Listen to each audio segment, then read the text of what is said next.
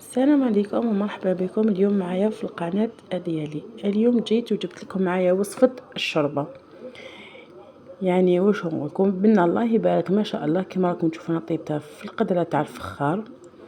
بنا الله يبارك، جات بنينه، جات معسله، جات الله يبارك. شوربة فريك على طريقتي، ان شاء الله تجربوها وترجعوا لي رايكم في التعليق.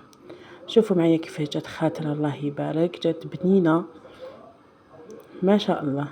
نبداو الوصفه على بركه الله. عندنا هنايا بالنسبه للخضره تاعنا، عندنا حبه كورجيت، زوج حبات زروديه متوسطين، ونص حبه بطاطا صغيره، وعندنا شويه حميصه، وعندنا مغرفه طماطيش مصبره، وعندنا لهنايا عندنا فلفل عكري، فلفل كحل، ملح، وعندنا شويه توابل تاع الشوربه. تقدروا تستغناو عليهم، ماهمش ضروريين. وهنا حبه بصل كما راكم تشوفوا ريحتها. اول حاجه ندير شويه زيت وشويه مارغرين في القدره تاعي، ندير لها البصل، نقلي مليح هذاك البصل تاعي. بعد ما يتقلى لي البصل راح ندير الخضره تاعي ونقليهم مليح مع المغرفه طماطيش مصبره،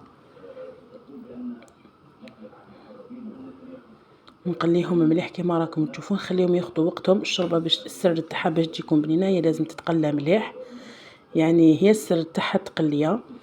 هنايا راح نزيد مغرفه تاع طماطيش مصبره اللي درتها، وهنايا نزيد شويه تاع الحشيش، يعني ماشي حاجه كبيره، ديروا مغرفه يعني اللي نكونوا نخلطوا بها. كما تشوفوا هذه المغرفه تاع الحطب درت مغرفه تاع حشيش ولا قزبر، يعني كل واحد كيش يقول له. هنايا نقليو مليح القدره تاعنا، نغطوا عليها ونخلوها تتقلى مليح، نخلوها مدة 5 دقائق تقريبا تتقلى. هنايا بعد ما تقلات لي راح ندير لها كامل التوابل تاوعي،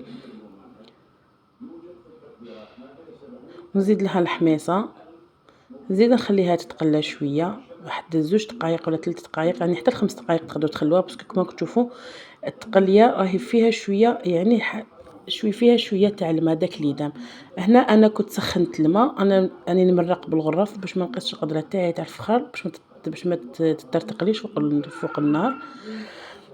مرقتها وكي بدات تغلي هنايا حبه طوماطيش كما راكم تشوفوا، احكموا حبه طوماطيش قشروها وديروها فوق القدره في كاسرونه صغيره كما راكم تشوفوا هكا، وديروا لها شويه تاع الماء وغطوها بلاطه تاع القدره هكا، يعني تخدموا مرحله في مرحلتين.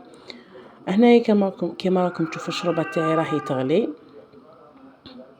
الطوماطيش تقدروا يعني تفوروها، كاين اللي يفوروها وكاين اللي انا نديرها بهذه الطريقه. هنايا راح نحي الخضره تاعي، نحيت الخضره تاعي ورميت الفريك، كنت غسلته مليح وشمخته في الماء سخون. يعني قبل ما نبدا الشوربه تاعي كنت درت الطريقه هذه تاع الفريك. نغلق عليها هنايا ونخليها الطيب. هنايا راح ندير الطوماطيش، راح نزيدها لهذيك الخضره اللي كنت نحيتها، كنت طيبتها من قبل في القدره تاعي، نميكسيها مليح كما راكم تشوفوا.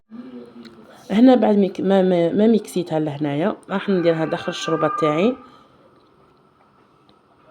نخلطو قبل الفريك مليح. بعدها نزيدوا لها هذه الخضره اللي رحيناها مع الطوماطيش، هذيك حبه تاع الطوماطيش كنا دايرينها فوق القدره تاعنا.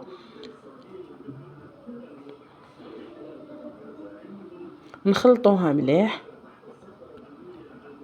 ونزيدوا لها شويه تاع الحشيش ونغلقوا عليها، نخلوها حتى يطيب الفريك تاعنا.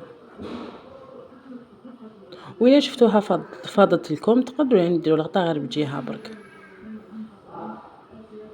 هنا شوفوا بعد ما طابت لي الشوربه تاعي، هنا كانت شويه يعني بردت شويه.